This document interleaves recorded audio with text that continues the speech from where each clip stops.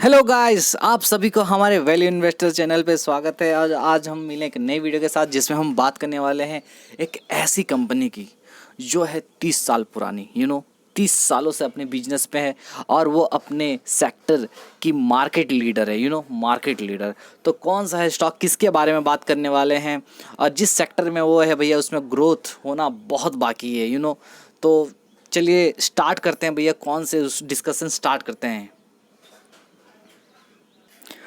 पर उससे पहले ये है हमारा यूट्यूब चैनल वैल्यू इन्वेस्टर, जिस पे हम काफ़ी सारा वीडियो अपलोड करते हैं स्टॉक मार्केट से रिलेटेड न्यूज़ रिसर्च वगैरह आप देख सकते हैं। तो आप इसी तरह से हमारे एफर्ट्स को अप्रिशिएट कीजिए, लाइक कीजिए, शेयर कीजिए, सब्सक्राइब कीजिए, ताकि हमको एक मोटिवेशन मिले और हम इसी तरह से आपके लिए काम करते जाएं। तो चलिए भैया, आते हैं हम अपने मेन मुद्दे पर। तो भैया स्टार्ट करने से पहले तो थोड़ा कुछ बैकग्राउंड हो जाए, कुछ इंट्रोडक्शन हो जाए, ताकि आपको एक ओवरऑल आइडिया मिल सके। तो मैं ये कह रहा था कि आपको पता है जितने भी म्यूचुअल फंड कंपनीज़ हैं उनका काम क्या होता है। ओके सर, कुछ म्यूचुअल फंड कंपनीज़ का नाम बताओ। जैसे आपको मालूम होगा आदित्य बिरला का है, आईसीआईसी सिक्योरिटीज़ का है, आईसीआईसीआई सिक्योरिटीज़, फिर एचडीएफसी का है। ओके, तो जितने भी हैं, ओके, तो ये लोन जो म्यूचुअल फंड है, चाहे आईसीआईसीआई का हो या फिर एचडीएफसी का हो या फिर आदित्य बिरला का हो, जितने ये तीनों कंपनीज जो हैं, एग्जांपल के लिए देखो स्क्रीन पे है, ये तीनों कंपनीज का म्यूचुअल, इनको फंड हाउसेस कहा जाता है। क्या बोला जाता है? Fund houses. इनका काम क्या है? म्यूचुअल फंड स्कीम्स को मैनेज करना, फिर मेक डिसीजंस ऑन इन्वेस्टमेंट्स पे डिसीजन लेना, फंड मैनेजर को अपॉइंट करना, फिर रिसर्च टीम को मेंटेन करना, promote and market their schemes, अपने स्कीम्स को प्रमोट करना, मार्केट करना, introduce new schemes into the market, फिर मार्केट में नए स्कीम्स लाना, फिर डिस्ट्रीब्यूटर को भी मैनेज करना। इतना सारा काम होता है एक फंड हाउसेस का। ओके, फंड हाउस का इतना सारा काम होता है, जो म्यूचुअल फंड कंपनीज है उनका इतना सारा काम होता है। ओके, इसके अलावा ये तो काम रहता ही है भैया, इसके अलावा उनका और काम क्या होता है? अपने लाखों ट्रांजैक्शंस के रिकॉर्ड्स को मेंटेन करना। ठीक है, आपको पता है ना, म्यूचुअल फंड कंपनीज को बहुत सारे मंथली बेसिस पे पैसा मिलता है। ओके, अपने इन्वेस्टर्स लोगों से, लाइक अपने जो क्लाइंट बोल सकते हैं, क्लाइंट लोगों से पैसा मिलता है। फिर उस ट्रांजैक्शंस को प्रोसेस करना, पेमेंट रिसीव करना, फिर पेमेंट ऑर्डर रिसीव करना, ऑर्डर का पेमेंट करना, फिर ऑर्डर को वेरीफाई करना। So this requires a lot of efforts, and it requires a system, sophisticated system and the process, like okay. तो भैया सोफिस्टिकेटेड सिस्टम और प्रोसेस का ज़रूरत पड़ता है इतने सारे ट्रांजेक्शन्स को क्या करने के लिए, प्रोसेस करने के लिए, ये सारे चीज़ों को। ओके, तो ये सारा चीज़ हो सकता है कि जो म्यूचुअल फंड कंपनीज हैं खुद कर सकें, या फिर किसी और ऑर्गेनाइजेशन को सारा काम आउटसोर्स कर सकें। अगर खुद करती हैं तो अच्छी बात है, या फिर हो सकता है वो आउटसोर्स कर सकें। अगर आउटसोर्स अगर कंपनी कर रही है तो भैया जिस ऑर्गेनाइजेशन को आउटसोर्स किया जाता है ये काम, उसको बोला जाता है रजिस्ट्रार ऑफ ट्रांसफ़र एजेंट। क्या बोला जाता है? Registrar of transfer agent, RTA बोला जाता है। ठीक है, क्या बोला जाता है? रजिस्ट्रार ऑफ ट्रांसफ़र एजेंट, या फिर म्यूचुअल फंड ट्रांसफ़र एजेंट बोला जाता है। क्या बोला जाता है? Mutual fund transfer agent. तो भैया हम वही म्यूचुअल फंड ट्रांसफ़र एजेंट के बारे में बात करने वाले हैं। ठीक है, तो चलिए स्टार्ट करते हैं। तो ये सारा काम किसको दिया जाता है? रजिस्ट्रार ऑफ ट्रांसफ़र एजेंट को। और जिस कंपनी के बारे में बात करने वाले हैं वो भैया ये फील्ड में लीडर है। ओके, तो कौन सी कंपनी है भैया? चलिए बताते हैं आपको। तो आ गए हैं, तो कंपनी का नाम है CAMS, computer age management service. क्या है? Computer age management service. Okay, तो कैम्स जो है भैया 1988 में बनी थी, लगभग 30 इयर्स पुरानी कंपनी है जो अपने सेक्टर की मार्केट लीडर है। ओके, तो ये क्या करती है कैम्स? आपको पता होगा, कैम्स जिस तरह से मैंने बताया कि कैम्स का मेन काम है म्यूचुअल फंड कंपनीज़ के ट्रांजैक्शंस को, यहाँ देख सकते हैं म्यूचुअल फंड कंपनीज़ के जितने भी ट्रांजैक्शंस हैं, रिकॉर्ड्स है, उसको मेंटेन करना, ऑर्डर को रिसीव करना, ऑर्डर को पेमेंट करना, ऑर्डर को वेरीफाई करना। ये सारा काम कौन करती है? कैम्स करती है। ओके, ये समझ में आया। और ये जो है कैम्स जो है भैया 14 म्यूचुअल फंड, मतलब 15 से ज़्यादा म्यूचुअल फंड कंपनीज़ के लिए काम करती है। सिर्फ एचडीएफसी आईसीआईसीआई के लिए नहीं, आदित्य बिरला के नहीं, बल्कि और भी 15 से ज़्यादा म्यूचुअल फंड कंपनीज के लिए कैम्स काम करती है एज अ ट्रांसफ़र एजेंट, ठीक है, जो क्या करती है, उनका जो म्यूचुअल, उनका जो AUM होता है, AUM का मतलब होता है asset under management. Mutual fund companies को जो पैसा मिलता है, राइट, ओके, जो इन्वेस्टमेंट मिलता है अमाउंट, उसको बोला जाता है एसेट अंडर मैनेजमेंट। तो जो एसेट अंडर मैनेजमेंट का 70% पैसा कौन मैनेज करता है? कैम्स मैनेज करती है। ओ माय गॉड, हाँ, ओके। तो उससे पहले ये तो ठीक है, इससे पहले मैं और कुछ आपको बताना चाहता हूँ। चलिए चलते हैं आर्टिकल पे। तो भैया आ गए हम अपने आर्टिकल पे। तो आप यहाँ पर देख सकते हो जो मैं बताने जा रहा हूँ। देखिए व्हाट, देखिए now what's transfer agency? This is an organization used by the mutual fund companies and financial institutions to record the transaction and maintain these records, ठीक है। एसेंशली इसको बड़ा करते हैं, okay. Essentially transfer agents in the mutual fund industry will help and maintain the records of buying and selling of securities within the funds. Some agents also calculate what भैया, calculate and disburse dividends and help prepare and mail the shareholder account statements। देखो क्या बोल रहा है, mutual fund companies जो काम करती हैं इतना सारा उसके ट्रांजैक्शंस को कौन रिकॉर्ड करता है? यही कैम्स रिकॉर्ड करता है, ओके। तो म्यूचुअल फंड कंपनी जैसे HDFC का हो गया, ICICI का हो गया, आदित्य बिरला का हो गया, इनके जितने भी ट्रांजैक्शंस होते हैं उसको रिकॉर्ड करना और उसको मेंटेन करना किसका काम है? कैम्स का काम है। यहाँ तक कि कैम्स और भी काम क्या करती है, मतलब क्या करती है भैया, जैसे मान लो डिविडेंड का कैलकुलेशन करना हो, या फिर डिविडेंड को डिसबर्स करना हो, या फिर शेयर होल्डर लोगों को उनका डिटेल्स भेजना हो, ये सारा काम कौन करेगा? कैम्स करेगी, ओके। तो इसके अलावा मतलब ट्रांजेक्शन्स को प्रोसेस करने के अलावा ये जो अदर सर्विसेज हैं ये भी काम करती है, कौन? कैम्स करती है, ठीक है। अभी चलते हैं, अभी देखो, अभी आपको जिस तरह से मैंने बताया था कि ये 15 से ज़्यादा म्यूचुअल फंड हाउसेस के लिए काम करती है, ओके। नेक्स्ट, हाँ, अगर मैं बात करूँ तो भैया ये जो है एक सेबी रेगुलेटेड एंटिटी है, मतलब सेबी का कंट्रोल है इस पे। और ये जो है कैम्स वो NSE नेशनल स्टॉक एक्सचेंज की सब्सिडियरी है। ओ माय गॉड, यस, ये है। कैम्स इज अ को owned by NSE strategic investment corporation limited, a subsidiary of national stock exchange and HDFC group का हुआ नेशनल स्टॉक एक्सचेंज की ये कौन है? सब्सिडरी है, ओके ओके ओके। उसके बाद अगर मैं बात करूं, तो भैया देखिए इसका काम क्या क्या सर्विस प्रोवाइड करती है कैम्स। मेंटेनेंस ऑफ सब brokers details, maintenance of investors details, import of investors daily transactions details, import of month and net asset position, import of month and trailer fees payable, okay.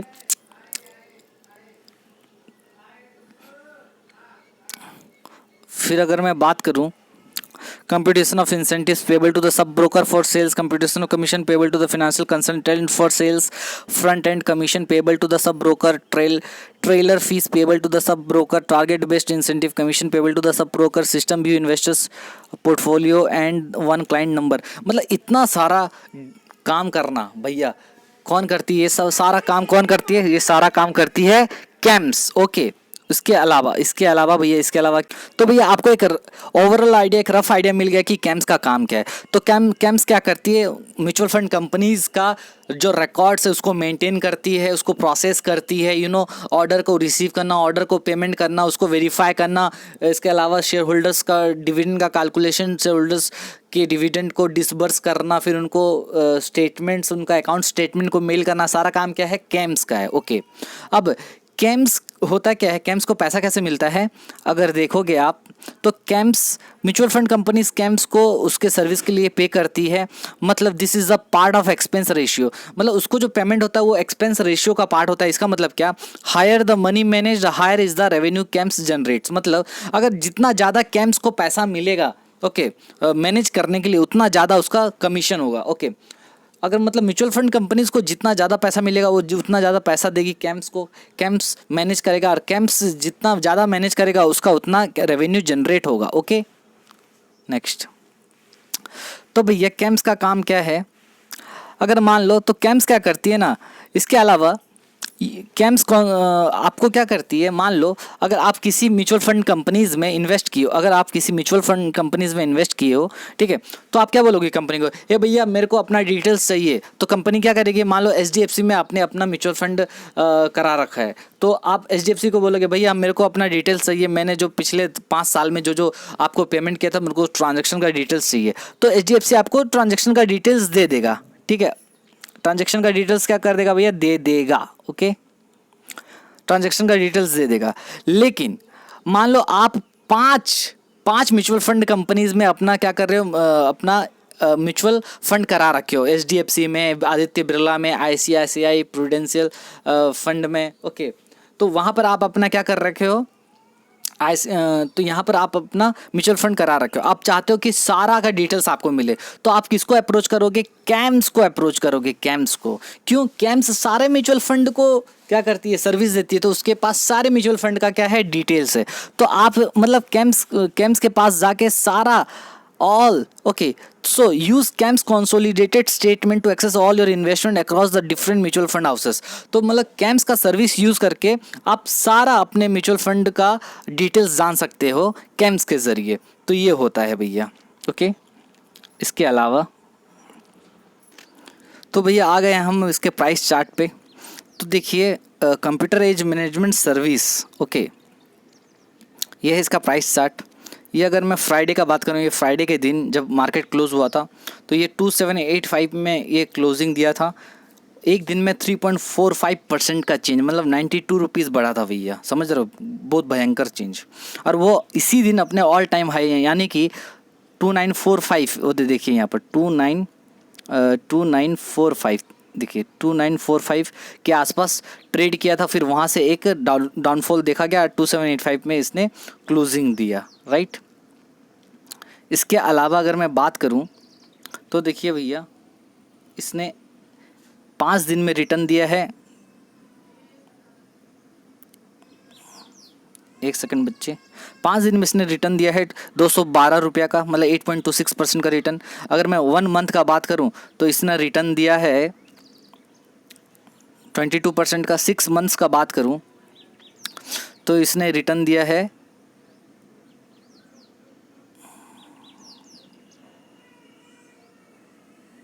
एक second बच्चे, 6 month का अगर मैं बात करूँ 84% का, अगर 1 ईयर का बात करूँ तो 55% का, मतलब ये स्टार्टिंग ईयर से लेकर अभी तक, मतलब कितना महीना हो गया आपका, लगभग 6 महीना। और 1 ईयर का बात करूँ तो 98% का रिटर्न, ठीक है। तो अभी कंपनी को ज़्यादा टाइम नहीं हुआ है लिस्ट हुए 9 अक्टूबर 2020 को ही लिस्टिंग हुआ था ये, ठीक है, स्टॉक मार्केट में। तो अक्टूबर से लेके अभी तक देखो कंपनी 108% का रिटर्न दे चुकी है। मतलब अगर आप 1 लाख रुपए इसमें लगा के छोड़ देते, कितना, जस्ट अक्टूबर 9 अक्टूबर के दिन, ठीक है, 9 अक्टूबर से पहले आप इसमें पैसा लगा देते तो अभी तक आपका पैसा डबल हो गया रहता। यानी मतलब अभी कंपनी में बहुत ही पोटेंशियल बाकी है। और आपको पता होगा, मैं वीडियो लंबा हो जाएगा वरना मैं आपको ये आर्टिकल भी एक दिखाता कि म्यूचुअल अभी क्या है अपना इंडिया में म्यूचुअल फंड, जो इंडस्ट्री है म्यूचुअल फंड का, कितने लोग म्यूचुअल फंड में पैसा लगाते हैं आप खुद बताइए। बहुत अभी कम है लोगों का जो percentage of amount invested in mutual fund, वो बहुत कम है। और आपको मतलब इसमें इतना पोटेंशियल है कि आने वाले टाइम में म्यूचुअल फंड कंपनीज़ को बहुत सारा म्यूचुअल फंड मिलेगा। आई मीन उनको उनको इन्वेस्टर्स लोग मिलेंगे, तो अभी ग्रो होने के लिए बहुत सारा टाइम बाकी है तो बहुत ग्रोथ पोटेंशियल है किसमें, म्यूचुअल फंड सेक्टर में। तो अगर म्यूचुअल फंड में मान लो इन्वेस्टर्स का अकाउंट्स बढ़ेगा तो भैया म्यूचुअल फंड का AUM भी बढ़ेगा, एसेट अंडर मैनेजमेंट बढ़ेगा, और वो बढ़ेगा तो कैम्स का भी सर्विस बढ़ेगा, कैम्स का सर्विस बढ़ेगा तो चार्जेस भी ज़्यादा लेगा। तो म्यूचुअल फंड जैसे ग्रो होगा तो कैम्स का भी आपको ग्रोथ देखने को मिलेगा, बोलने का मतलब ये है, ओके। अब चलते हैं हम इसके बैलेंस शीट पे। किस पे चलते हैं, बैलेंस शीट पे चलिए।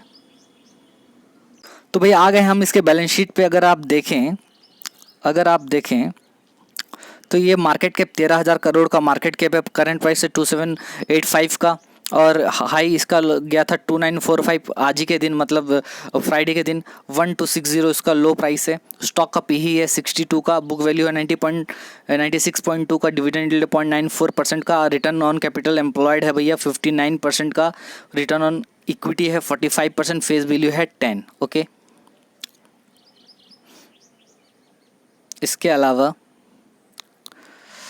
अगर मैं आऊँ, इसका प्रॉज अगर देखोगे भैया, कंपनी क्या है, डेट फ्री कंपनी है, बहुत इंपॉर्टेंट, डेट फ्री, कर्जा बिल्कुल नहीं है, 3 साल का, रिटर्न ऑन कैपिटल एम्प्लॉयड 36.54 है, company dividend pay out ratio भी अच्छा मेंटेन करके रखी है। कॉन्स का बात करें तो 28.94 टाइम्स इसका स्टॉक ट्रेड कर रहा है उसके बुक वैल्यू का, और कंपनी का सेल्स ग्रोथ उतना अच्छा नहीं है पिछले 5 साल का।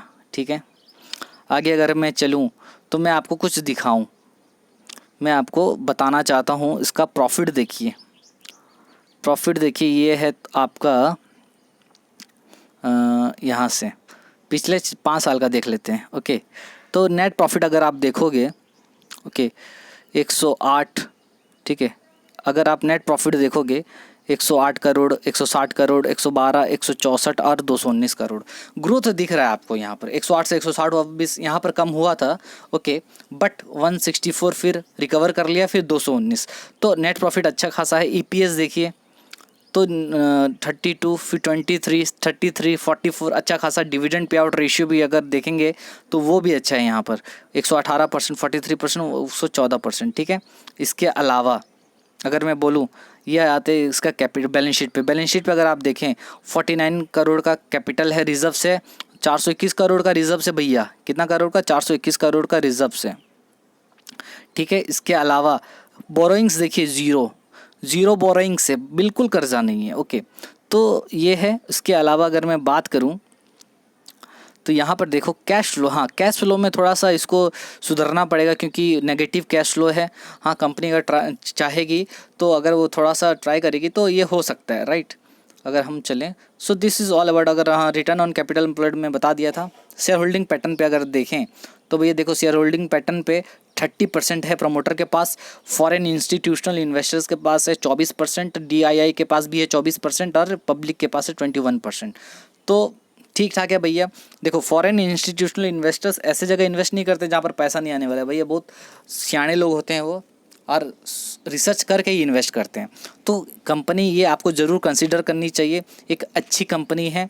और अगर मैं बात करूं तो भैया कंपनी बहुत ही अच्छी है, और जिस सेक्टर में है उस सेक्टर में ग्रोथ पोटेंशियल बहुत ज़्यादा है, क्योंकि बहुत कम ही लोग अभी म्यूचुअल फंड में इन्वेस्ट कर रहे हैं। जिस तरह से लिटरेसी रेट बढ़ेगा, लोग अवेयर होंगे, वो ज़्यादा इन्वेस्ट करेंगे म्यूचुअल फंड में। म्यूचुअल फंड में जिस तरह से इन्वेस्टमेंट ज़्यादा होगा, इसका काम बढ़ेगा, इसका काम बढ़ने से इसका रेवेन्यू बढ़ेगा, रेवेन्यू बढ़ने से इसका शेयर प्राइस में इसका इम्पैक्ट आपको देखने को मिला। तो आपको ज़रूर इसको क्या करना चाहिए, इसको अपने रडार पर रखना चाहिए। अगर आप लॉन्ग टर्म व्यू से देख रहे हैं तो भैया आपको इसको ज़रूर सोचना चाहिए, ठीक है, क्योंकि ये अच्छा खासा रिटर्न दे चुका है। अगर मैं बात करूं तो भैया ये मेरे पोर्टफोलियो का भी हिस्सा रह चुका है। हालांकि मैं क्या किया, इस पर प्रॉफिट बुक किया, मैं ट्रेडिंग अभी कर रहा हूँ, तो ट्रेडिंग करता हूँ, बुक करता हूँ प्रॉफिट, फिर बेच देता हूँ। तो देखिए, जब इसमें गिरावट हो तो आप इसको क्या कीजिए, एक्यूमुलेट कीजिए। जब इस पर अगर मार्केट मान लो जब क्या हुआ, इसका प्राइस फॉल हो गया, तो आपको एक्यूमुलेट करने का कोशिश करना चाहिए। तो बहुत अच्छा शेयर है और आपको ज़रूर इस पर कुछ देखना चाहिए, आपको ट्राई करना चाहिए, ठीक है।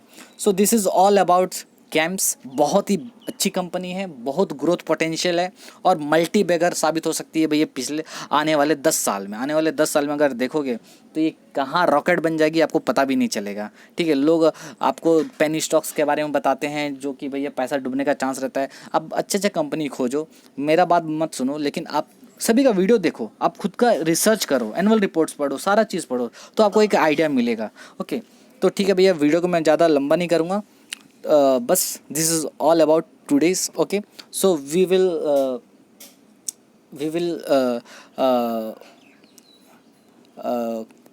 तो हम क्या करेंगे भैया, हम मिलेंगे आपसे, we will meet you in next video. तब तक के लिए बाय, टेक केयर और खुदा हाफिज़। और मास्क पहने भैया, क्योंकि बहुत प्रॉब्लम हो रहा है, ठीक है। Bye bye, take care.